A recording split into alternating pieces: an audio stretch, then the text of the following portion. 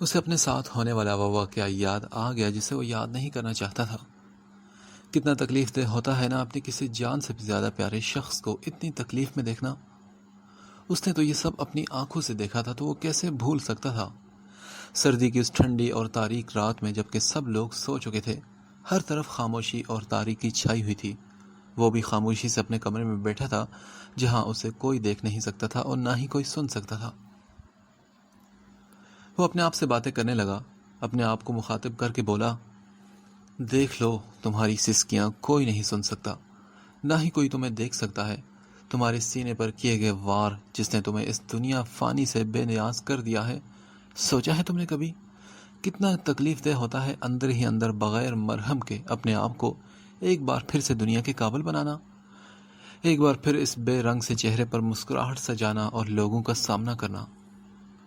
اس کے چہرے پر تکلیف اور کرب کے آثار نمایاں تھے، ایسا محسوس ہوتا تھا کہ کسی نے اس کی ذات کے ٹکڑے ٹکڑے کر دیے تھے۔ غصے سے اس کی آنکھیں لال ہو چکی تھی، ایک کے بعد ایک سگریٹ لگاتا وہ شاید اپنے اندر کی آگ کو ٹھنڈا کرنا چاہ رہا تھا جو کہ مزید بھڑک رہی تھی۔ تبھی اس کے دروازے پر دستک ہوئی، اس نے کوئی جواب نہ دیا۔ ایک اور دستک دینے کے بعد ملازم نے دروازے کے باہر سے ہی مخاطب کیا، چھوٹے صاحب، بڑے صاحب آپ کو کھانے کے لیے بلا رہے ہیں۔ ملازم کی آواز سن کر میر نے اپنے آنسوں کو کنٹرول کرتے ہوئے اپنی آواز کو ضبط کرتے ہوئے کہا، ٹھیک ہے، بابا سے بولے میں 5 منٹ میں آتا ہوں۔ آج میر کو اپنی ماں شدت سے یاد آئی تھی۔ ماں، کہاں چلی گئی آپ اپنے میر کو اکیلا چھوڑ کر؟ پلیز ماما واپس آ جائیں نا، واپس آ جائیں پلیز، آ کر دیکھیں تو ذرا کہ آپ کے میر کا کیا حال ہو چکا ہے۔ بچپن میں آپ میری ایک آواز پر آ جاتی تھی تو آج کیوں نہیں آتی؟ ہاں، وہ چیخ پڑا تھا اور اس کے اندر ایک احرام سب مچا تھا، ایک سیلاب تھا جو اس کی آنکھوں کے ذریعے امڑ رہا تھا۔ وہ جب بھی اپنی ماں کو یاد کرتا ایسے ہی خود کو کمرے میں بند کر کے بچوں کی طرح پھوٹ پھوٹ کر رو پڑتا تھا۔ وہ شکل و صورت میں اپنی بالکل ماں کے جیسا تھا، وہی بڑی بڑی نشیلی آنکھیں، وہی گلابی گلاب جیسے نازک ہونٹ، اونچی سی مغرور ناک اور ماتھے پر بڑے سلکی بال۔ وہ نہایت خوبرو اور حسین نوجوان تھا جس کی پرکشش اور دل فریب مسکراہٹ پر کوئی بھی اپنا دل ہار سکتا تھا۔ مصطفیٰ اور کمال صاحب دونوں بچوں کے ساتھ ٹی وی لاؤنج میں بیٹھے تھے جب نرگس بوا ان کو کھانے کے لیے بلانے آئی۔ ان کی آواز پر وہ سب کھانے کے لیے آ گئے۔ نرگس بوا کمال صاحب کے ہاں ایک پرانی ملازمہ تھی جبکہ وہ اور ان کی بیٹی انہی کے گھر میں سرونٹ کوارٹر میں رہتے تھے۔ نرگس بوا کا دنیا میں کوئی نہیں تھا سوائے ایک بیٹی کے جو کہ ابھی مشکل سے ہی 22 سال کی ہوئی تھی۔ فرحت بیگم نے آج سے 16 سال پہلے نرگس بوا کو اپنے ہاں ملازمہ رکھا تھا جب وہ اپنے ساتھ اپنی چھوٹی سی بیٹی کو لے کر آئی تھی۔ نرگس کے شوہر نے اسے طلاق دے کر گھر سے باہر نکال دیا تھا اور وہ اپنی بیٹی کے ساتھ کسی ہوٹل کے باہر بیٹھی تھی جنہیں فرحت بیگم اپنے ساتھ گھر لے آئیں۔ وہ اتنے سال سے ان لوگوں کے ساتھ ہی تھی۔ انہوں نے مصطفیٰ کا بھی بہت زیادہ خیال رکھا تھا بچپن سے ہی، اور یہی وجہ تھی کہ مصطفیٰ ان کی بہت عزت کرتا تھا کیونکہ ان کو اس گھر میں 16 سال ہو چکے تھے۔ نرگس بوا کی بیٹی صالحہ عام شکل اور صورت کی مالک تھی جبکہ رنگت صاف ہونے کی وجہ سے وہ کچھ تھوڑی بہت اچھی لگتی تھی۔ وہ صبح شام چھپ چھپ کر مصطفیٰ کو دیکھتی تھی، کبھی کچن سے، کبھی بیلکونی میں کھڑے ہو کر۔ وہ ایک ایسے انسان کے خواب دیکھتی تھی جو کہ اس کے لیے بنا ہی نہیں تھا اور یہ بات وہ اچھی طرح سے جانتی تھی۔ اے لڑکی، تمہارا دماغ تو نہیں خراب؟ ہم ان کے ہاں ملازم ہیں، اگر انہوں نے ہمیں اپنے ہاں سے ملازمت پر رکھا، ہمیں ٹھکانہ دیا، رہنے کے لیے جگہ دی، کام کرنے کے لیے دیا، ان لوگوں نے تمہیں پڑھایا لکھایا تو یہ سب ان کا احسان ہے ہم پر۔ تم کبھی سوچنا بھی نہیں مصطفیٰ صاحب کے بارے میں۔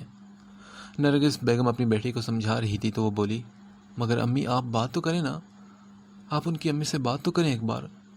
صالحہ ان سے ضد کر رہی تھی، تبھی وہ بولی، صالحہ لگتا ہے کہ تم مجھے اس گھر سے بھی نکلوانا چاہتی ہو، اور تم خود بھی اچھی طرح سے جانتی ہو مصطفیٰ صاحب کبھی بھی تم سے شادی نہیں کریں گی، پھر کیوں اتنے اونچے خواب دیکھ رہی ہو تم یہ بھی جانتی ہو کہ بڑے صاحب اور بیگم صاحبہ نے ان کے لیے ایک لڑکی ڈھونڈی ہوئی ہے اور وہ ان کی ہی شادی وہاں کریں گے۔ نرگس بوا نے آج بھی صالحہ کو ہمیشہ کی طرح ڈانٹ کر خاموش کروا دیا تھا۔ مصطفیٰ کھانا کھا کر فری ہوا تو کچھ سوچنے لگا۔ آج کل وہ ویسے ہی کافی پریشان تھا، اور جہاں تک بات رہی صالحہ کی تو اس نے کبھی صالحہ کو ایک آنکھ بھر کر بھی نہیں دیکھا تھا اور نہ ہی وہ لڑکیوں میں کوئی دلچسپی لیتا تھا، لیکن وہ اس بات سے واقف تھا کہ صالحہ اس میں دلچسپی لیتی ہے۔ کچھ دنوں پہلے مصطفیٰ کو اڑتی اڑتی خبر ملی تھی کہ اس کے کسی جاننے والے کو گھر میں فل ٹائم ایک ملازمہ کی ضرورت تھی۔ اس نے نرگس بوا اور کمال صاحب سے بات کر کے صالحہ کو ان کے ہاں ملازمت پر رکھوا دیا تھا، کیونکہ وہ ان باتوں سے سخت تنگ ہوتا تھا کہ جب کوئی اسے گھور گھور کر دیکھے۔ اذلان اپنے باپ کے کمرے میں داخل ہوا اور بولا، بابا، حیرت ہے کہ میر اتنا سب کچھ ہونے کے بعد بھی خاموش بیٹھا ہے۔ آپ نے تو کہا تھا کہ وہ تڑپے گا، یہ کرے گا، وہ کرے گا، مگر وہ تو آرام سے بیٹھا ہے۔ اتنے مہینے گزر گئے لیکن اس نے مڑ کر بھی دیکھا نہیں۔ ہاں تو تم کیا چاہتے ہو کہ وہ ہم دونوں کو آ کر مار دے یا ہر وقت ہمارے پیچھے پڑا رہے؟ اخبار سے نظر ہٹا کر شیخ متین نے اپنے بیٹے کو دیکھا۔ ارے نادان، بھول گئے کیا تم؟ اس کی ماں کی ویڈیو ہے ہمارے پاس، وہ چاہ کر بھی کچھ نہیں کر سکتا۔ وہ ڈرتا ہے کہ کہیں میں اس کی ماں کی ویڈیو کو وائرل نہ کر دوں۔ ابھی وہ بچہ ہے میرے سامنے، بیچارہ کہاں منہ چھپاتا پھرے گا۔ ہمارا کیا ہے، ہم تو پہلے ہی بدنام زمانہ ہیں۔ ایک گھٹیا سی مسکراہٹ کے ساتھ اس نے اذلان کو اور شاید خود کو بھی تسلی دی۔ لیکن بابا، اس شاہ نے ہمیں پکڑوا دیا یا کچھ بھی کیا تو؟ اذلان ان کی باتوں سے پوری طرح مطمئن نہیں ہو رہا تھا۔ بیٹے، وہ بیچارہ تو معذور ہے نا، خود چل پھر سکتا نہیں، وہ کیا کرے گا؟ اور ویسے بھی وہ خود اپنے بیٹے کی مرضی کے بغیر کچھ نہیں کرے گا۔ سمجھو کہ تم یہ کیس اب ختم ہی ہو چکا ہے، ہمارا بدلہ پورا ہو گیا اور اب تم سکون کی زندگی گزارو، تمہیں کیا فکر؟ وہ لوگ باتیں کر رہے تھے کہ اتنے میں ملازمہ چائے لے کر آ گئی، جبکہ اذلان اپنے گھر کی ملازمہ وغیرہ کے ساتھ بھی آنکھ مٹکا کرنے سے باز نہیں آتا تھا۔ وہ ان کو لگاتار گھورتا رہتا تھا اور چائے ڈالنے والی لڑکی کو بھی وہ آنکھیں پھاڑ پھاڑ کر دیکھتا رہا جب تک کہ وہ چائے ڈال کر واپس چلی نہ گئی۔ ندیم میر کے کمرے میں داخل ہوا اور بولا، میر سر؟ ہاں بولو ندیم، کیا ہوا ہے؟ اس کی آواز میں جو کرب تھا ندیم وہ صاف محسوس کر سکتا تھا۔ سر، کچھ اور ثبوت بھی مل چکے ہیں شیخ متین کے خلاف، لیکن کیا ندیم؟ لیکن سر، اس والی ویڈیو کا کچھ پتہ نہیں چل رہا، ندیم نے بے چارگی سے کہا۔ ندیم، آپ جانتے ہیں اس وقت وہ سب سے زیادہ ضروری ہے میرے لیے، اس نے غصے کے عالم میں کہا تھا۔ رائٹ سر، میں جانتا ہوں، ہم کچھ بھی کر لیں گے، آپ فکر مت کریں۔ اوکے سر، میں چلتا ہوں، یہ کہہ کر ندیم کمرے سے باہر چلا گیا۔ اچھا، فکر نہ کروں؟ ہاں، کیسے فکر نہ کروں؟ سب سے ضروری چیز ہے وہ اس وقت میرے لیے۔ آخر کتنے عرصے میں ان حرام خوروں کے خلاف ثبوت اکٹھے کرتا رہوں گا؟ میر نے زور سے اپنا ہاتھ ٹیبل پر مارا جس سے خون نکلنے لگا، لیکن وہ تکلیف اس کے دل کی تکلیفوں کے سامنے کچھ بھی نہیں تھی۔ یا اللہ، میری مدد کر، میں بہت بے بس اور اکیلا ہوں۔ میر نے آنکھیں بند کر کے سگریٹ اپنے ہونٹوں کے ساتھ لگائی تھی۔ آنکھیں بند کرنا بھی میر شاہ کے لیے وبال جان ہی تھا۔ آنکھیں بند کرتے ہی اسے اپنی ماں کا چہرہ نظر آتا تھا۔ اس کی ماں نے اسے ہمیشہ صبر کرنا سکھایا تھا۔ پھر میر وہاں سے اٹھا، اپنے سگریٹ کو پاؤں کے نیچے زور سے کچلا، ایسے جیسے اسے لگا کہ یہ شیخ متین کا سر ہو۔ پھر اس نے خود پر کنٹرول کیا اور اٹھ کر وضو کر کے جائے نماز بچھا کر اپنے رب کے آگے سجدہ ریز ہو گیا۔ اس کی آہیں اور سسکیاں اس کا رب سن رہا تھا۔ وہ رو رو کر خدا سے اپنی دعائیں منوانا چاہتا تھا۔ اس کے دل کی کیا حالت تھی یہ صرف وہی جانتا تھا۔ دنیا والوں کے لیے اس کا ایک الگ روپ تھا اور بند کمرے میں اس کا ایک الگ روپ ہوتا تھا۔ بند کمرے میں وہ ایسے روتا تھا جیسے ابھی بھی کوئی چھوٹا بچہ میلے میں اپنی ماں سے بچھڑ گیا ہو۔ وہ جتنا مضبوط دکھائی دیتا تھا وہ اتنا مضبوط تھا نہیں۔ یا اللہ، میں بہت اکیلا ہوں، میرے پاس ابھی کوئی نہیں سوائے آپ کے، میرے پاس کوئی راستہ نہیں سوائے آپ سے مدد مانگنے کے، اور میں جانتا ہوں کہ آپ کے علاوہ کوئی میری مدد نہیں کر سکتا۔ تیرے در کے سوا کوئی در نہیں جہاں جا کر میں اپنا حال دل سناؤں، کوئی سنتا نہیں ہے تیرے سوا اس بے چین دل کی دھڑکنیں۔ یا اللہ، تو میری مدد کر میرے مالک، مجھے کمزور نہ پڑنے دینا، میرے پاس بس تیرا ہی آسرا ہے اور تو ہی میری مدد کر سکتا ہے۔ وہ رات کے آخری پہر تقریباً روزانہ اللہ تعالیٰ سے ضد کر کے اپنی باتیں منوانا چاہتا تھا۔ ہر رات اس کی اسی طرح کرب سے گزرتی تھی۔ ماضی کی کچھ حسین اور کچھ تلخ یادیں اس کو روز اسی طرح رلاتی تھی۔ یوسف کمرے کے باہر کھڑے ہو کر چھپ کر مصطفیٰ کی باتیں سن رہا تھا اور اس کو دیکھ رہا تھا جو اپنی ماں کے پاس بیٹھے ہو نہ جانے پہلے کتنی دیر روتا رہا اور پھر ان سے باتیں کرنے لگا، اپنے دل کا حال سنانے لگا۔ زاروں کی تار رونے کی وجہ سے اس کی آنکھیں بھی لال انگارہ بنی ہوئی تھی۔ اماں، میں جانتا ہوں کہ آپ بول نہیں سکتی، لیکن کم سے کم مجھے سن تو سکتی ہے نا۔ ادھر دیکھیں اپنے بیٹے کی طرف، دیکھیں میرے وجود کے کتنے ٹکڑے ہو چکے ہیں۔ میں تھک گیا ہوں سمیٹ کر خود کو، میرا دل دیکھے ماں، کیسے دکھاؤں آپ کو اپنا دل باہر نکال کر؟ اس کے ٹکڑے ٹکڑے ہو چکے ہیں جو اندر ہی اندر مجھے پل پل چبھتے ہیں۔ دل کرتا ہے کہ اس دل کو نکال کر باہر پھینک دوں تاکہ یہ دھڑکنا ہی بھول جائے۔ اماں، آپ تو میری حالت سے اچھی طرح واقف ہے نا؟ آپ کا بیٹا بہت بہادر ہے اماں، آپ فکر مت کریں۔ جن لوگوں نے آپ کو اس حال تک پہنچایا ہے ان کا میں وہ حال کروں گا کہ ان کی آگے آنے والی نسلیں بھی مصطفیٰ کمال کے نام سے کانپ اٹھے گی۔ بس اب آپ آرام کریں اور بے فکر رہیں۔ وہ آنسو صاف کرتا کمرے سے باہر آ گیا، جبکہ اس کے جانے کے بعد ننا یوسف کمرے میں آیا۔ نانو، نانا، ابو، ماموں، عنایا اور میں یوسف، ہم سب آپ سے بہت پیار کرتے ہیں، اور ماموں تو سب سے زیادہ آپ سے محبت کرتے ہیں۔ میں ان کو چھپ چھپ کر دیکھتا ہوں، وہ صبح شام آپ کی وجہ سے پریشان رہتے ہیں، کبھی ماما کو یاد کر کے روتے ہیں۔ نانو، میں بڑا ہو کر ماموں کا بہت خیال رکھوں گا، آپ فکر مت کریں۔ میں اپنی ماما بابا کا بہادر بیٹا ہوں، اور نانو، آپ ماموں کی باتوں کا بھی جواب دیا کریں نا۔ اچھا، اب میں چلتا ہوں، آپ اپنا خیال رکھنا۔ پھر یوسف بھی ننے ننے قدم اٹھاتا کمرے سے باہر چلا گیا۔ شاہ صاحب حیا کا جتنا شکر ادا کرتے کم تھا، کیونکہ حیا نے اس مشکل وقت میں میر کا بہت ساتھ دیا تھا۔ وہ میر کی طاقت بن چکی تھی اور شاہ صاحب اچھی طرح سے جانتے تھے۔ بس وہ چاہتے تھے کہ حیا ہمیشہ ہمیشہ کے لیے جلد سے جلد میر کی زندگی میں آ جائے، تاکہ ان کی بیٹی کی زندگی میں خوشیاں واپس آئیں، اس کو دوبارہ کسی بھی دکھ اور تکلیف سے نہ گزرنا پڑے۔ وہ اپنے بیٹے کی خوشی کے لیے کچھ بھی کر سکتے تھے، کیونکہ پہلے ہی زندگی نے میر شاہ کے لیے اچھا نہیں کیا تھا۔ وہ جانتے تھے کہ اگر میر کو حیا نہ ملی تو وہ سب کچھ تہس نہس کر دے گا۔ وہ دیوانہ شخص ہے، وہ پاگل ہو جائے گا۔ میر کو اگر حیا نہ ملی تو وہ دنیا کو آگ لگا دے گا، اور پھر یا تو وہ خود مر جائے گا یا کسی کو مار دے گا۔ وہ میر کی اس جنونیت سے واقف تھے، اور اپنی ماں کے جانے کے بعد تو میر حیا سے اور بھی زیادہ قریب ہو چکا تھا۔ شاہ صاحب چاہتے تھے کہ اب وہ شادی کر لے، لیکن وہ یہ بھی جانتے تھے کہ میر جب تک شیخ متین سے بدلہ نہیں لے گا وہ شادی نہیں کرے گا۔ اس کو تب تک سکون نہیں ملے گا جب تک کہ شیخ متین کو اس کے کیے کی سزا نہیں مل جاتی۔ شاہ صاحب جانتے تھے کہ حیا اس کی زندگی میں آئے گی تو وہ کافی حد تک سنبھل جائے گا، لیکن میر بھی اپنی ضد کا پکا تھا۔ جب تک وہ شیخ متین اور ازران سے بدلہ نہیں لے لیتا وہ شادی نہیں کرے گا، اور ایسا اس کا ماننا تھا۔ بے شک وہ حیا سے بے انتہا محبت کرتا تھا، لیکن وہ سمجھتا تھا کہ جب تک متین اور اس کے بیٹے کو سزا نہیں ملتی میر کو دلی سکون نہیں ملے گا، اور جب تک اس کا دل سکون میں نہیں آئے وہ حیا کو کیسے خوش رکھ سکے گا۔ لیکن اس نے شاہ صاحب سے ایک وعدہ کیا تھا کہ جس دن اس کی ماں کو انصاف مل گیا اس دن وہ شادی کے لیے مان جائے گا، اور اس سے اگلے ہفتے وہ شادی کر لے گا۔ اور شاہ صاحب کو اس دن کا بے صبری سے انتظار تھا، اور میر شاہ سے زیادہ انتظار کس کو ہو سکتا تھا؟ ایک تو اس کی ماں کا بدلہ پورا ہو جائے گا، اور دوسرا اس کی محبت، اس کا عشق، اس کی حیا اس کی زندگی میں آ جائے گی۔ ندیم میر کے اسٹڈی روم میں داخل ہو کر بولا، سر اس بار آپ بالکل بے فکر رہیں، ہر ثبوت مل چکا ہے، اور اس بار ہم نے شیخ پر اور اس کے بیٹے پر پوری طرح نظر رکھی ہوئی ہے۔ بس ایک ذرا سی کوشش پر وہ والی ویڈیو مل جائے گی، پھر ہم کیس جیت جائیں گے اور آپ کے زوال کا وقت بھی ختم ہو جائے گا۔ لیکن اگر آپ چاہیں تو ابھی بھی ہم شیخ متین کو پکڑوا سکتے ہیں، سارے ثبوت تو ہمارے پاس موجود ہیں سوائے اس ویڈیو کے، اور ویسے بھی جب ہم اس کو پکڑ لیں گے تو وہ ویڈیو بھی حاصل کر لیں گے۔ نہیں ندیم، بالکل نہیں، مجھے وہ ویڈیو ہر حال میں چاہیے پہلے، میں نہیں چاہتا کہ کوئی بھی اس کو دیکھے۔ اس نے ندیم کی طرف دیکھتے ہوئے کہا تو اس کی آنکھیں لال انگارہ بنی ہوئی تھی۔ سی سی کیمرے کی جو فوٹیج میر کے پاس تھی اس میں سامنے کا منظر اتنا دکھائی نہیں دے رہا تھا، کیونکہ وہ کیمرہ بیک پر لگا تھا۔ اس میں صرف شیخ متین واضح دکھائی دے رہا تھا، مسز شاہ نہیں۔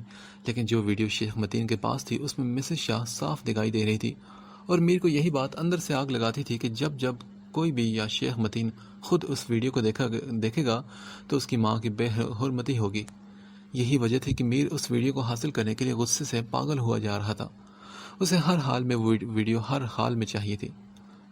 میر نے درد سے کر اپنی آنکھیں بند کی تو اس کی آنکھوں سے آنسو نکلنے لگے۔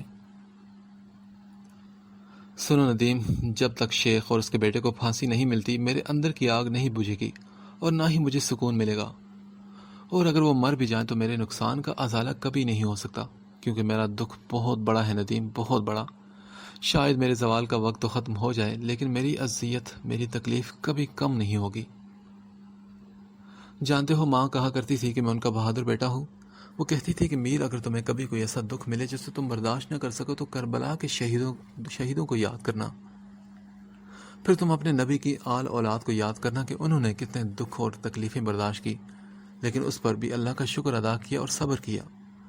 اگر تمہارا دکھ کم نہ ہوا تو تم حسین کے دکھ کو یاد کرنا، جو کہ ننھے علی اصغر کو گود میں خون سے لت پت اٹھا کر کہتے ہیں، اے میرے رب، یہ تیری رضا ہے، تو اس میں خوش تو میں بھی خوش، میرے معصوم کی قربانی کو یاد رکھنا۔ ندیم ماں کہا کرتی تھی کہ حضرت یوسف علیہ السلام کے دکھوں کو یاد کرنا، جن کے سگے بھائیوں نے ان کو کنویں میں پھینک دیا، اور وہ کتنے ہی سال اپنی بابا کی محبت کے لیے اور ان کو دیکھنے کے لیے ترستے رہے، لیکن انہوں نے صبر کیا۔ ماں نے کہا تھا کہ حضرت ایوب علیہ السلام کو دیکھنا، جنہوں نے اتنی تکلیفیں دیکھیں لیکن ایک لفظ بھی حرف شکایت نہ کی، بلکہ شکر اور صبر سے کام لیا۔ جب تم اپنے نبیوں کی تکلیفیں اور پریشانیاں دیکھو گے تو تمہیں خود بخود صبر آ جائے گا۔ میں جب ان کے دکھ دیکھتا ہوں تو مجھے اپنا دکھ کم لگتا ہے ندیم، بس آپ دعا کرنا کہ اللہ تعالیٰ مجھے بھی صبر دے۔ میری ماں مجھے سکھا گئی تھی کہ کیسے صبر کرنا ہے، کیسے برداشت کرنا ہے۔ شاید وہ جانتی تھی ندیم کہ ان کے بیٹے کو اتنی تکلیفیں دیکھنی پڑیں گی۔ یہ سب کہتے ہوئے میر پھر سے رونے لگا۔ جو کچھ اس نے برداشت کیا تھا شاید ہی کوئی کر سکتا تھا۔ کوئی واقف ہی نہیں حال دل سے، سب نے دیکھنا ہے فقط مسکرانا میرا۔ اے لڑکی، کون ہو تم؟ اذلان نے کچن میں کھڑی لڑکی سے پوچھا تھا۔ جی صاحب، میں عائشہ ہوں، اس لڑکی نے گھبراتے ہوئے کہا تو اذلان نے ایک نظر اس کو اوپر سے نیچے تک دیکھا، جو گہرے سبز رنگ کے لمبے پٹھانی فراک میں اچھی لگ رہی تھی۔ اچھا، کہاں سے آئی ہو تم؟ منہ میں ماچس کی تیلی دبائے وہ صحیح بدماش قسم کا بندہ لگ رہا تھا۔ جسامت میں بھی وہ اونچا اور بھاری تھا، جس سے بندہ ویسے ہی ڈر جائے۔ عائشہ نے ڈرتے ڈرتے جواب دیا، صاحب میں قریب گاؤں سے آئی ہوں۔ وہ منہ نیچے کر کے اپنا دوپٹہ ٹھیک کرتے ہوئے بولی تھی۔ ٹھیک ہے، چلو کام پر لگ جاؤ۔ اس پر ایک نظر ڈالتا اذلان کچن سے باہر نکل گیا اور وہ واپس اپنے کام میں لگ گئی۔ صاحب، میں اندر آ جاؤں کیا؟ عائشہ نے شیخ متین کا دروازہ کھٹکھٹایا تو وہ بولے، ہاں لڑکی، آ جاؤ۔ یہ شیخ متین کا خاص کمرہ تھا، جہاں صرف کچھ خاص لوگوں اور ملازموں کو آنے کی اجازت تھی، ان کے علاوہ یہاں کوئی نہیں آ سکتا تھا۔ تمہاری منموہنی اور معصوم سی صورت دیکھتے ہوئے میں نے تمہیں خاص اس والے کمرے میں آنے کی اجازت دی ہے، کیونکہ مجھے کالی بد شکلی لڑکیوں اور عورتوں سے سخت نفرت ہے، اس لیے ایسے بندے میں اپنے آس پاس پسند بھی نہیں کرتا۔ شیخ متین نے نفرت سے کہا، چلو اب کام پر لگ جاؤ اور اچھی طرح سے پورے کمرے کی صفائی کرو اور ہر چیز کو واپس اس کی جگہ پر رکھنا، سمجھی تم؟ یہاں میرا لیپ ٹاپ اور کچھ ضروری پیپرز پڑے ہیں، کچھ بھی اپنی جگہ سے ہلنا نہیں چاہیے۔ شیخ متین نے غصے سے گرجدار آواز میں کہا تو سامنے کھڑی عائشہ سہم گئی۔ اور ہاں سنو۔ جی صاحب بولے، کیا تم پڑھنا لکھنا جانتی ہو؟ نہیں صاحب، ہمیں کچھ نہیں آتا، عائشہ نے معصومی سے جواب دیا، جس پر شیخ متین مسکرا دیا اور مطمئن ہو گیا، جبکہ عائشہ واپس کام پر لگ گئی۔ حیا کے فائنلز ہونے لگے تھے، اس لیے ہاشم صاحب اور سائمہ بیگم بھی اس کے پاس ہی پیرس آ گئے تھے تاکہ جلدی سے وہ پیپرز دے کر فارغ ہو جائے، پھر حیا بھی ان کے ساتھ ہمیشہ کے لیے پاکستان واپس آ جائے اور حیا کی شادی کر دی جائے۔ جبکہ دوسری طرف میر شاہ بھی کیس جیتنے میں لگا تھا۔ کچھ ہی دنوں تک بس ایک آخری کام، بہت ضروری کام رہ گیا تھا، پھر اس کی زندگی میں ہمیشہ کے لیے سکون آنے لگا تھا۔ میر لیپ ٹاپ پر کچھ ضروری فائلز دیکھ رہا تھا جب ندیم اس کے کمرے میں آیا۔ سر، بس سمجھے اب تو ہمارا کام ہونے والا ہے، ہم جیت جائیں گے بس۔ ہم نے دونوں باپ بیٹا پر خاص نظر رکھی ہوئی تھی، جس کی وجہ سے یہ پتہ لگا کہ وہ اور اس کا بیٹا کافی ریلیکس ہو چکے ہیں۔ ان کے ذہن میں یہ بات آ چکی ہے کہ میر اب پیچھے ہٹ چکا ہے اور یہ قصہ ہمیشہ کے لیے ختم ہو چکا ہے۔ ندیم کی بات پر میر نے نظر اٹھا کر اسے دیکھا۔ اس کی سرمئی آنکھوں میں آج کافی عرصے بعد ندیم کو چمک اور سکون نظر آیا تھا، جس کی وجہ سے وہ بھی مطمئن ہو گیا، کیونکہ میر اس کے بچوں کی طرح تھا۔ میر جب 15-16 سال کا تھا اس وقت ندیم شاہ صاحب کے پاس آیا تھا اور وہ اب 30 سال کا تھا۔ اس وقت سے آج تک وہ ان لوگوں کے ساتھ رہ رہا تھا، پہلے شاہ صاحب کا اور اب میر شاہ کا وہ اسسٹنٹ تھا۔ ندیم، یہ تو اور بہت اچھا ہو گیا ہمارے لیے کہ شیخ اور اس کا بیٹا پرسکون ہو چکے ہیں، یعنی اب یہ کھیل ختم کرنے میں اور بھی مزہ آئے گا۔ ندیم، آپ جانتے ہو کہ جب گیدڑ بہت بھاگ جانے کے بعد کسی سائڈ پر چھپ کر بیٹھ جاتا ہے اور یہ سمجھتا ہے کہ شیر کہیں پیچھے رہ گیا ہے اور اب شیر اس کو کچھ نہیں کہہ سکتا اور نہ ہی کبھی پکڑ سکتا ہے، تو وہ مطمئن ہو جاتا ہے، لیکن پھر شیر کا اچانک وار گیدڑ کو اندر تک ہلا کر رکھ دیتا ہے اور پھر اس ایک ہی وار میں گیدڑ مارا جاتا ہے اس کی وجہ اور اس کا ڈر اور خوف ہوتا ہے۔ اب بس ہم نے یہ دیکھنا ہے کہ شیر کا اچانک وار کیسے گیدڑ کو ختم کرتا ہے۔ آج میر صحیح معنوں میں مطمئن تھا اور اس کی بات سن کر ندیم بھی مسکرا اٹھا تھا۔ مالی باہر پودوں کو پانی دے رہا تھا جس وقت مصطفیٰ کی گاڑی گھر میں داخل ہوئی۔ وہ کافی غصے میں دکھائی دے رہا تھا اور وہ گاڑی سے اترتے ہی لمبے لمبے قدم بھرتا اندر چلا گیا۔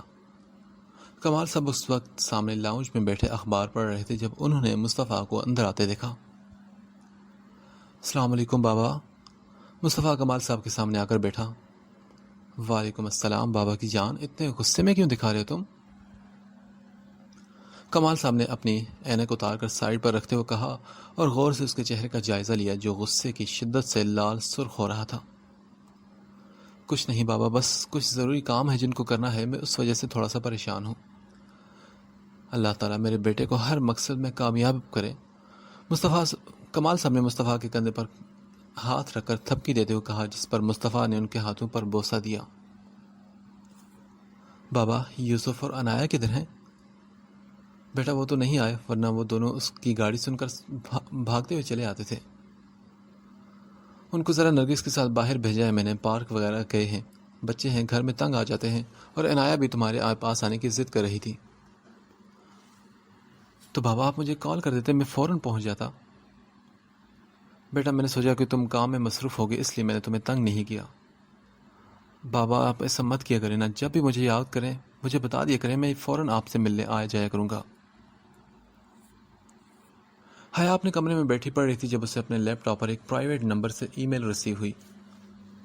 عورت کا سب سے قیمتی زیور اس کا پردہ ہوتا ہے اور اس کی حیا ہوتی ہے، جبکہ حیا نام کی لڑکی کس قدر بے حیا ہے، اس کو تو اپنے نام کی بھی لاج نہیں۔ یہ ای میل پڑھتے ہی حیا کی دھڑکنیں تیز ہوگی، جبکہ حیا نام کی لڑکی کس قدر بے حیا ہے، اس کو تو اپنے نام کی بھی لاج نہیں۔ یہ پڑھتے ہی حیا کے کانوں میں یہ آوازیں گونجنے لگی۔ اس نے جلدی سے لیپ ٹاپ بند کر کے سائڈ پر رکھا اور سوچا کہ کون ہوگا یہ اور آخر مجھ سے چاہتا کیا ہے۔ اس ای میل کے بعد حیا کافی دنوں تک ڈسٹرب رہی اور دوبارہ کوئی ای میل بھی وصول نہ ہوئی۔ اس نے یہ بات میر کو بھی نہیں بتائی تھی اور اندر ہی اندر اس بات سے اسے حیا کو گھٹن محسوس ہوتی تھی۔ اس کے کانوں میں بار بار ایک ہی آواز آتی تھی، حیا نام کی لڑکی بے حیا ہے۔ وقتی طور پر اپنا موڈ ٹھیک کرنے کے لیے، اپنا دھیان ہٹانے کے لیے کبھی پوری طرح سے پڑھائی میں گم ہو جاتی اور کبھی میر کی باتیں یاد کرتی، لیکن یہ بات اسے اندر ہی اندر پچھلے کئی دنوں سے تنگ کر رہی تھی۔ مصطفیٰ نے باہر جا کے UK جا کر اپنی بہن اور بہنوئی کے ایکسیڈنٹ کی تمام تفصیلات نکالی تھی، کیونکہ وہ جاننا چاہتا تھا کہ ایکسیڈنٹ کس کی لاپرواہی کی وجہ سے ہوا، اور اس نے ساری ڈیٹیلز پولیس والوں کو دے دی۔ جس ٹرک سے ایکسیڈنٹ ہوا تھا پولیس والے نے اس کو قبضے میں لے لیا تھا اور اس کی غلطی کی وجہ سے پولیس والوں نے اس مجرم کو سزا بھی دی تھی، جبکہ مصطفیٰ اپنے اس مقصد میں کامیاب ہو گیا تھا۔ صاحب یہ چائے لے لیں آپ۔ عائشہ شیخ متین کے کمرے میں چائے کے ساتھ بہت سے لوازمات لے کر داخل ہوئی، جبکہ وہاں شیخ متین کے سوا کوئی اور بندہ بھی بیٹھا تھا جو کہ تقریباً 40-45 سال کا لگتا تھا۔ جیسے ہی عائشہ کمرے میں داخل ہوئی اس نے نظریں لیپ ٹاپ سے ہٹا کر عائشہ کا غور سے جائزہ لیا۔ ایسا معلوم ہو رہا تھا کہ وہ دونوں کو بہت ضروری چیز دیکھ رہے تھے۔ شیخ متین نے فوراً سے لیپ ٹاپ بند کر کے سائڈ پر رکھا، پھر وہ دونوں چائے کے ساتھ چیزیں کھانے میں مصروف ہو گئے اور ساتھ ہی ہلکی پھلکی باتیں کرنے لگے۔ عائشہ بھی وہاں کمرے کی ڈسٹنگ کرنے میں مصروف ہو گئی تھی۔ شیخ دھیان رکھا کرو، یہاں ہماری بہت ضروری چیزیں پڑی ہوتی ہیں، اس کی دوست نے ایک نظر سامنے کھڑی لڑکی کو دیکھتے ہوئے کہا تو وہ بولا، ہاں مجھے معلوم ہے یار، اور ویسے بھی یہ لڑکی گاؤں کی رہنے والی ہے، پڑھنا لکھنا نہیں جانتی، انتہائی جاہل قسم کی ہے۔ اس نے دور کھڑی عائشہ پر نظر ڈال کر کہا جو کہ الماری میں ترتیب سے کتابیں رکھ رہی تھی۔ جامنی رنگ کے لمبے سے پٹھانی فراک میں اس کا رنگ چمک رہا تھا اور اس کی سبز آنکھوں میں کاجل کی موٹی سی دھار تھی جس میں عجیب سی چمک تھی۔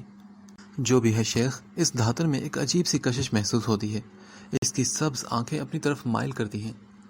متین کے دوست نے گھٹیا سی نظر سے اس کو اوپر سے نیچے تک دیکھا جو کہ پوری طرح کام میں مصروف تھی۔ ابے چل چھوڑ بھی یار اس کو، اتنی بھی کوئی خاص نہیں، جاہل سی تو ہے، جو ہم دیکھ رہے تھے وہی دیکھتے ہیں۔ شیخ نے مونچھوں کو تاؤ دیتے ہوئے بولا، اے لڑکی جاؤ یہاں سے۔ شیخ نے لیپ ٹاپ دوبارہ آن کیا اور USB اس کے ساتھ کنیکٹ کر لی۔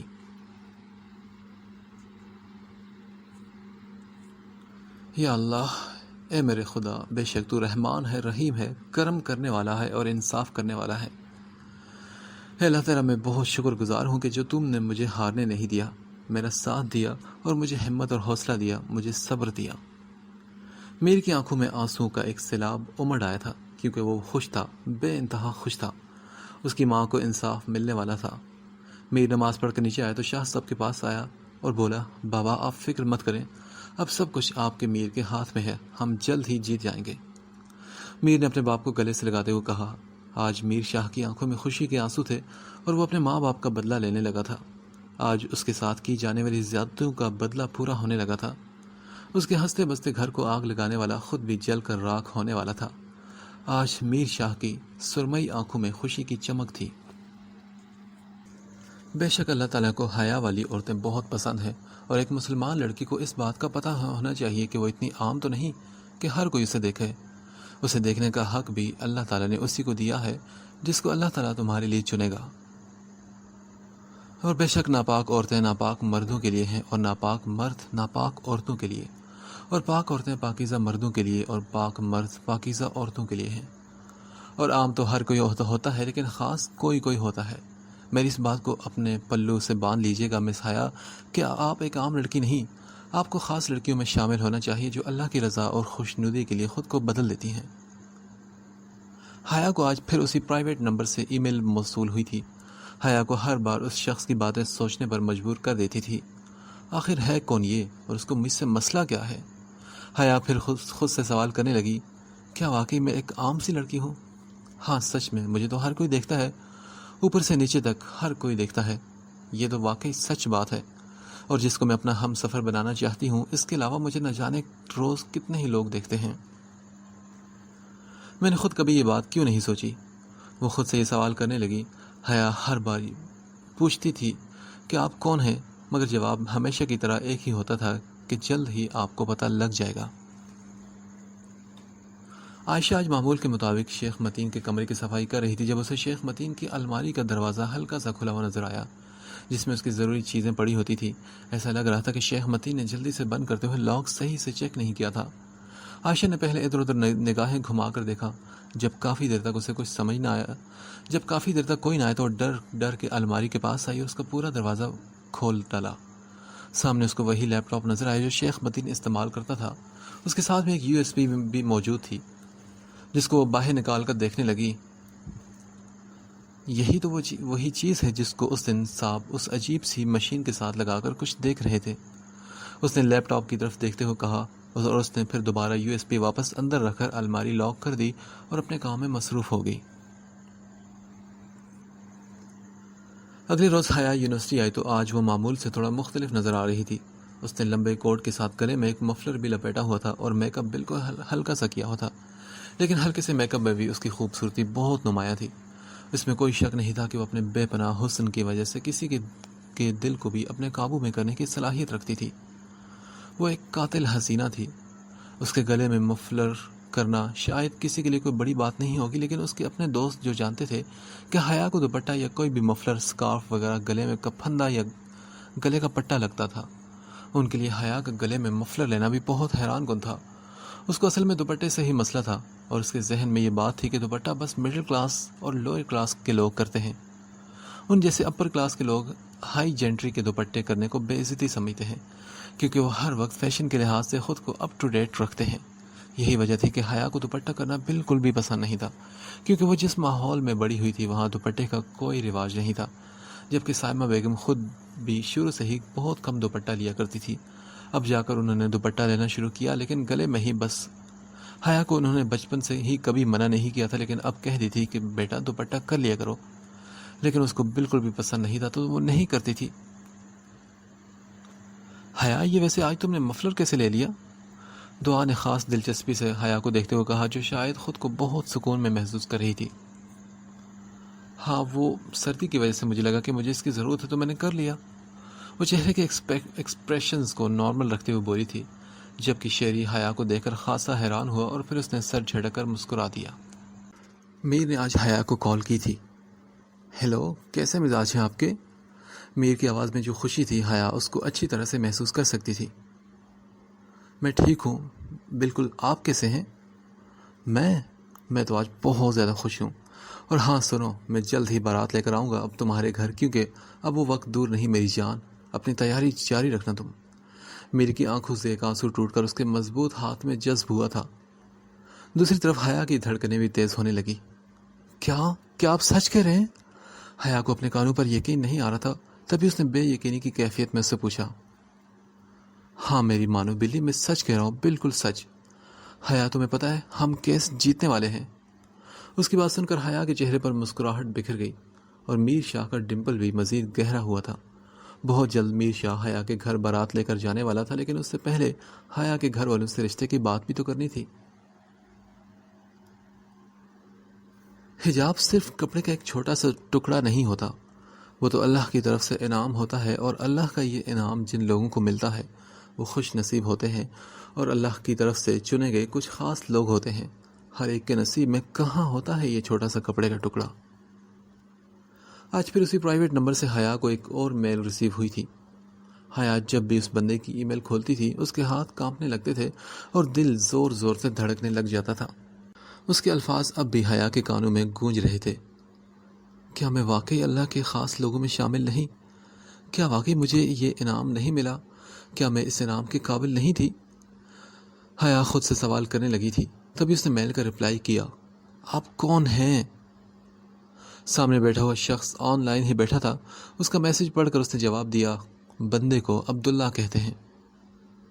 کون عبداللہ؟ مگر میں تو آپ کو نہیں جانتی۔ حیا نے فوراً اسے ای میل کا رپلائی کیا۔ حیا کا میسج پڑھتے ہی اس نورانی چہرے والے شخص کی آنکھوں میں چمک آ گئی اور اس کے ہونٹوں پر ایک مسکان بکھری۔ مس حیا، یوں سمجھ لیں کہ مجھے اللہ نے آپ کی طرف بھیجا ہے، اور میں امید کرتا ہوں کہ آپ اللہ کے اس بندے سے اپنا رویہ درست رکھیں گی اور اس کی باتوں کو ضرور سمجھیں گی۔ فی امان اللہ، اللہ آپ کا حامی و ناصر ہو۔ یہ کہتے ہی وہ آف لائن ہو گیا، جبکہ حیا کتنی ہی دیر بیٹھ کر اس کی باتوں کو سوچتی رہی۔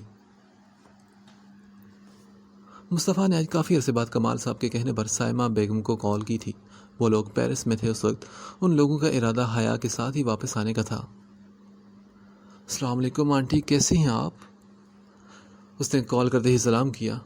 وعلیکم السلام میرے بیٹے، سائمہ بیگم نے بہت پرجوش لہجے میں اسے جواب دیا۔ بیٹا گھر میں سب کیسے ہیں؟ ہاشم صاحب نے بھی سوال کیا، کیونکہ ہاشم صاحب اور سائمہ بیگم اسپیکر کھول کر اس کی کال سن رہے تھے۔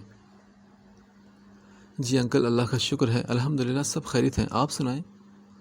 جی بیٹا سب یہاں بھی خیریت سے ہیں۔ انکل کیا ارادہ ہے آپ لوگوں کے واپسی کا؟ بابا بہت یاد کریں آپ سب کو۔ ہاں بیٹا، بس ہماری صاحبزادی کے کچھ ایگزامز رہ گئے ہیں، وہ ختم ہو جائے تو ہم اگلے ہی روز وہاں سے نکل آئیں گے۔ مصطفیٰ بیٹے، اللہ تعالیٰ آپ کو ہمیشہ خوش رکھے، اور ہمیشہ اللہ تعالیٰ اپنے بندوں کا ساتھ دیتا ہے۔ اللہ آپ کو زندگی کے ہر مقصد میں کامیاب کرے۔ باتیں کرتے ہوئے سائمہ بیگم نے بہت سارا پیار اور اپنائیت سے اسے کہا تھا۔ جی بالکل آنٹی، آمین۔ چلیں آپ یہ بابا سے بات کر لیں، وہ آپ لوگوں سے بات کرنا چاہتے ہیں۔ مصطفیٰ اللہ حافظ بول کر کمال صاحب کو موبائل پکڑا کر اپنی ماں کے پاس چلا آیا تھا۔ کمال صاحب فون پر ہی مصروف تھے، جبکہ وہ کمرے میں آ کر تنہائی میں اپنی ماں سے باتیں کر رہا تھا۔ جی بھابھی بالکل ٹھیک ہے، ہم سب بس آپ کے آتے ہی دونوں بچیوں کی شادی کر دیں گے۔ آپ نے حیا بیٹی سے بات تو کی ہوئی نا؟ کمال صاحب نے سائمہ بیگم سے پوچھا۔ ارے یہ کیسی باتیں کر رہا ہے؟ حیا تیری اپنی ہی بیٹی تو ہے، اس کی تو فکر مت کر۔ جواب ہاشم صاحب نے دیا تھا، جس پر کمال صاحب مطمئن ہو گئے اور ہلکی پھلکی خوش گپیوں کے بعد کال بند کر دی گئی۔ میر ندیم اور پولیس والوں کے ساتھ کسی قیامت کی طرح شیخ متین اور اس کے بیٹے پر نازل ہوا تھا۔ بدقسمتی سے آج شیخ متین نے اپنے گھر میں گانے بجانے کی محفل بھی سجائی ہوئی تھی اور کھلے عام شراب پی جا رہی تھی، جبکہ سامنے ہی عورتوں کا رقص بھی پیش ہو رہا تھا۔ سر ان کو گرفتار کر لیں، ندیم نے شیخ متین کی طرف اشارہ کرتے ہوئے پولیس والوں کو کہا۔ میر اور پولیس والوں کو دیکھتے ہی شیخ متین کے پاؤں کے نیچے سے زمین نکل گئی۔ ایسے کیسے ممکن ہو سکتا ہے؟ اس کو کچھ بھی سوچنے کا موقع ہی نہ ملا، جبکہ پولیس والوں نے دونوں باپ بیٹے کو ہتھکڑیاں لگا دی تھی۔ جب سے میر کی ماں کا قتل ہوا تھا، شروع دن سے ہی میر نے پولیس والوں کو اپنے ساتھ انویسٹیگیشن کے لیے لگا لیا تھا۔ چونکہ میر خود بھی ایک لائر تھا، اس لیے یہ کیس وہ خود ہی ہینڈل کر رہا تھا۔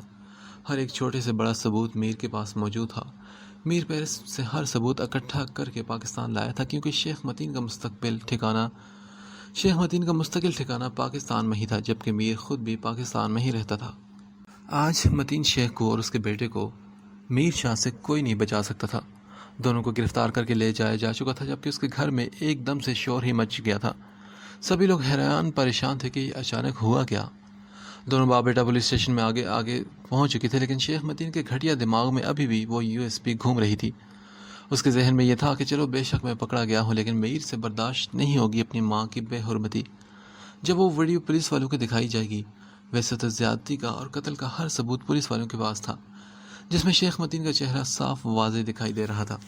شیخ متین نے کچھ سوچتے ہوئے پولیس والے سے کہا، میں سچ کہہ رہا ہوں، آپ ایک بار وہ ویڈیو دیکھیں، میں نہیں ہوں اس کا قتل کرنے والا۔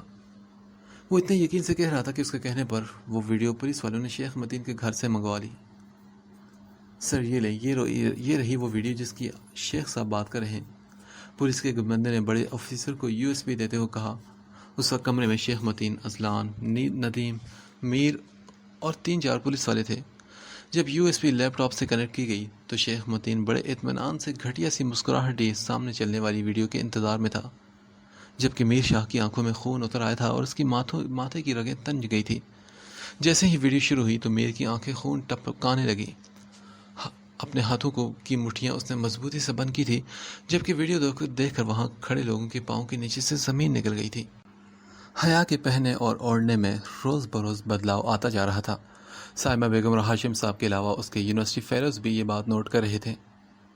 آج بھی حیا ابھی بھی کلاس سے باہر آئی تھی جب پیچھے سے اسے کسی نے آواز دی، ارے واہ مس حیا، آپ کے اور مزید کیا ارادے ہیں؟ اب آپ کیا ہماری جان لیں گی؟ شلوار قمیض میں تو اور بھی زیادہ خوبصورت لگ رہی ہیں۔ یہ ان سے جونیئر کلاس کا ایک لڑکا تھا جس کی ریپوٹیشن کچھ اچھی نہیں تھی۔ آج حیا نے آسمانی رنگ کی لمبی قمیض کے ساتھ سفید دوپٹہ اور ٹراؤزر پہنا ہوا تھا، جس میں اس کی گوری رنگت چمک رہی تھی اور آنکھوں میں لگا کاجل اس کی خوبصورتی کو 4 چاند لگا رہا تھا۔ حیا اس کی باتوں کو اگنور کرتے ہوئے پاس سے گزر گئی، جبکہ وہ لڑکا اس کے پیچھے پیچھے آنے لگا۔ تبھی سامنے سے شہریار آ گیا اور دونوں لڑکوں کی خوب ہاتھا پائی ہوئی۔ آئندہ تم مجھے حیا کے قریب نظر آئے نا تو چھوڑوں گا نہیں تمہیں، سمجھے؟ اگلی بار ایسا حال کروں گا کہ تم یاد رکھو گے۔ شہریار نے اس لڑکے کا گریبان مضبوطی سے پکڑتے ہوئے کہا۔ اس کی آواز اتنی اونچی تھی کہ آس پاس کافی رش لگ گیا۔ اتنے میں باقی اسٹوڈنٹس بھی جمع ہو گئے تو لڑکوں نے آگے بڑھ کر شہریار کو پیچھے کیا۔ حیا بھی دور کھڑی سہمی ہوئی سب کچھ دیکھ رہی تھی۔ دعا وغیرہ بھی حیا کے پاس آ چکی تھی۔ دیکھا، میں کہتی تھی نا کہ شہریار تم کو پسند کرتا ہے، اسی وجہ سے وہ تمہارے لیے لڑنے پر بھی آ چکا ہے۔ نہیں یار دعا، ایسی بات نہیں، ہم بس اچھے دوست ہیں، اسی وجہ سے، حیا نے بالکل سادگی سے جواب دیا، جبکہ شہریار اپنے منہ سے نکلنے والے خون کو اب صاف کر رہا تھا۔ ہاں بھائی سنا، کب آئیں پھر تیری بارات لے کر جانے کے لیے؟ زیان نے مسکراتے ہوئے مصطفیٰ سے کہا تھا۔ آج کافی عرصے بعد زیان اور علی کے ساتھ مصطفیٰ باہر آیا تھا، کیونکہ آج وہ بہت خوش تھا۔ اس کی زندگی میں آہستہ آہستہ سکون آ رہا تھا، بس ایک ہی کام رہ گیا تھا اور وہ بھی جلد پورا ہونے والا تھا۔ ہاں بھائی صبر کر لے بس ذرا، اس نے کچھ سوچتے ہوئے کہا، جبکہ اس وقت تک ان کا آرڈر کیا ہوا پیزا آ چکا تھا۔ پھر وہ لوگ کھانے میں مصروف ہو گئے۔ مصطفیٰ کو آج بھی حیا ویسے ہی یاد تھی جیسے وہ بچپن میں دکھتی تھی، چھوٹی سی نازک موٹی موٹی خوبصورت آنکھیں اور لمبے اور گھنے بال۔ وہ آج بھی بالکل ویسی ہی تھی، بس ایک چیز کی کمی تھی۔ علیشہ، مصطفیٰ، ہانیہ اور حیا یہ چاروں بہت چھوٹے چھوٹے تھے جب ایک دن اچانک تیز بخار کی وجہ سے ہانیہ کی طبیعت بہت زیادہ خراب ہوگی اور وہ زیادہ بخار برداشت نہ کر سکی اور اس کی ڈیتھ ہوگی۔ اس وقت حیا صرف 4 سال کی تھی، لیکن اپنی بہن کو بہت زیادہ مس کرتی تھی۔ اس وقت سائمہ بیگم اور ہاشم صاحب کے اوپر ایک قیامت ٹوٹی تھی۔ اس کے بعد سے حیا پوری زندگی اپنے ماں باپ کی بہت لاڈلی رہی۔ ہاشم صاحب اور کمال صاحب ان بچوں کی وجہ سے دوست بنے تھے، کیونکہ کمال صاحب بھی روزانہ مصطفیٰ اور علیشہ کو شام کو پارک لے کر آتے تھے اور ہاشم صاحب حیا اور ہانیہ کو لے کر آتے تھے۔ اتفاق سے دونوں فیملیز پاکستان کی تھی اور ابھی دونوں پیرس ایک ہی بلڈنگ میں رہتے تھے۔ اس طرح دونوں فیملیز کے مکین آپس میں مل جل کر رہنے لگے اور کافی دوستی بھی ہوگی ان لوگوں کی۔ حیا کی اس وقت بچپن میں مصطفیٰ کے ساتھ بہت زیادہ دوستی تھی، جبکہ ہانیہ اور علیشہ ساتھ ساتھ رہتے تھے۔ مصطفیٰ کو آج بھی ہانیہ اچھی طرح سے یاد تھی۔ بچپن کی تصویروں کو دیکھتے ہوئے مصطفیٰ کی بڑی بڑی آنکھوں سے ابھی آنسو نکلنے لگے۔ ماضی کی کچھ اچھی اور کچھ تلخ یادوں نے مصطفیٰ کو اندر تک توڑ کر رکھ دیا تھا۔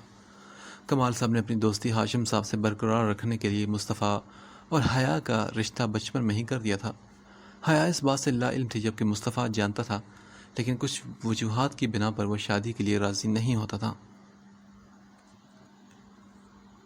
شاہ صاحب ندیم اور میر شاہ یہ تینوں ہی بندے اس وقت عدالت میں موجود تھے جب شیخ متین اور اس کے بیٹے اذلان کو تمام تر ثبوتوں اور گواہوں کی موجودگی میں پھانسی کا حکم دیا گیا۔ اس وقت میر کی آنکھوں سے آنسو نکل آئے اور یہ آنسو خوشی کے تھے۔ اللہ تعالیٰ نے اس کے صبر کرنے پر اس کا ساتھ دیا تھا۔